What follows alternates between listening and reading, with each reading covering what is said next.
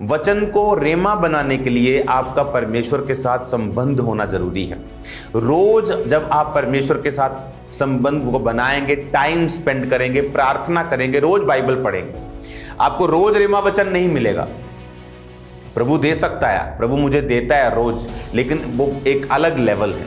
आप एक अलग लेवल पे चले जाते हैं, आप लंबा समय प्रभु के साथ बिता लेते हैं, वो एक अलग चीज है। लेकिन जब आप शुरुआत में होते हैं, वो रोज आपको रेमा वचन नहीं देता, पर वचन रोज आपसे बात करता है। बोलते हो अच्छा ये करना है, माता पिता की इज्जत करनी है, अच्छा मुझे झूठ नहीं बोलना, विचार नहीं करना, वो प्रभु बात करता है। लेकिन कई बार एक वचन आपके लिए रेमा बन जाता है, वो जीवित हो जाता है कि उसके कोड़े खाने से मैं चंगा हो जाऊंगा। आपको ऐसा लगेगा कि ये आज प्रभु ने मुझसे खास बात की है।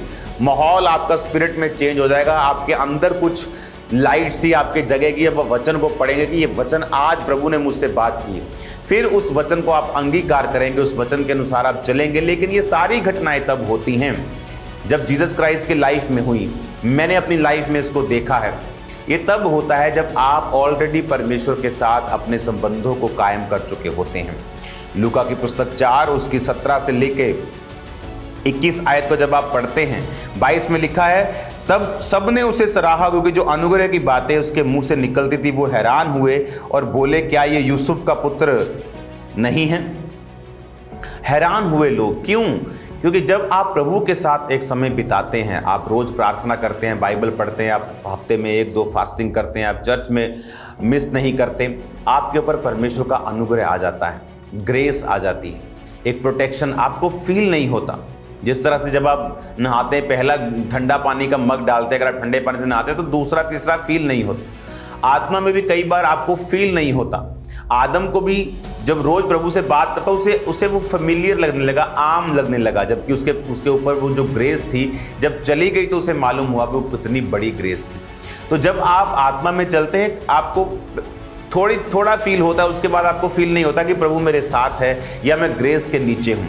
पर वो ग्रेस आपकी लाइफ में बढ़ती जाती है जब आप परमेश्वर के साथ समय बिताते जाते हैं। और फिर जो रिजल्ट्स आपकी लाइफ में आते हैं, फिर जो आपकी लाइफ में जो फाइनेंशियली हो, फिजिकली हो, आपके परिवार के हो, सराउंडिंग में हो, फिर जो रिजल्ट्स आते हैं उनसे आपको अंदाजा होता है कि हाँ, परमेश्वर का अनुग्रह जो है वो मेरे साथ है, क्योंकि मेरी लाइफ उस तरह से नहीं चल रही जिस तरह आम लोगों की चल रही है। कोविड आया लेकिन मेरी उस तरह से नहीं चली जिस तरह आम लोगों की चली।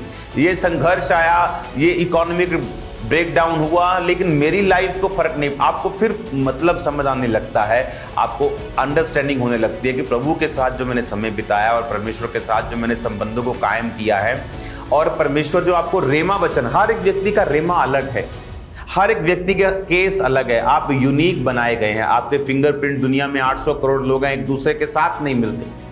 हम अगर एक किसी की स्केच बनाने लगेंगे तो 10 स्केच बनाने के बाद 12वां 11वां किसी ने के साथ मिलना शुरू हो जाएगा।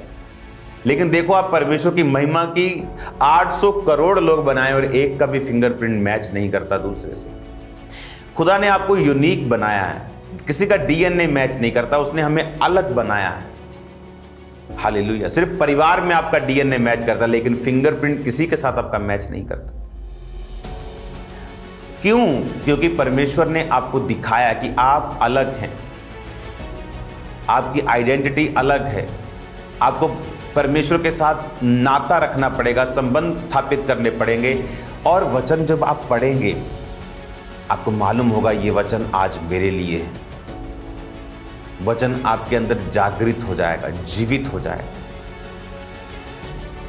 और आप महसूस करेंगे कि परमेश्वर ने मुझसे बात की है। आपकी लाइफ का कोई उत्तर आपको नहीं मिल रहा, आपकी लाइफ का कोई ऐसा सवाल है जिसका आपके पास कोई भी जवाब नहीं, लेकिन जब तक आप वचन में नहीं जाएंगे आपको वो जवाब नहीं मिलेगा। जब आप वर्ड में जाएंगे, जब आप वचन में जाएंगे, परमेश्वर आपको उत्तर देगा। आप वचन में जाएंगे, वो आपसे बात करेगा, वो आपको उत्तर देगा। वचन रेमा बन के आपके सामने आ जाएगा, आपकी लाइफ चेंज हो जाएगी। लेकिन अगर आपने अभी तक बाइबल को अपना जीवन समर्पित नहीं किया है, आप परमेश्वर के साथ संबंधों को कायम नहीं रखते, क्योंकि बाइबल एक टोटके की पुस्तक नहीं है जिसे मैं बोलूँगा कि ये वाला वचन आप 370 बार पढ़ लेना तो आपका उद्धार हो जाएगा। ऐसा नहीं। परमेश्वर के साथ साफ और पाक होकर उसके सामने जाना, उसके लहू से अपने आप को धो के माफ़ी के साथ माफ़ करते हुए उसके सामने जाना। उसके बाद रोज़ परमेश्वर के साथ समय को व्यतीत करना, वचन जो आप जिसको जानते हैं उसको मानना, लिखे हुए वचन से प्यार करना। आप फिर देखना बाइबल आपको सक्सेसफुल आदमी बना देगी। आप इसको पढ़ेंगे, ये आपके अंदर जाएगी, ये आपकी रगों में चली जाएगी, ये आपकी स्पिरिट में बैठ जाएगी। ये वचन आपको एक्सट्रीमली सक्सेसफुल बना देंगे।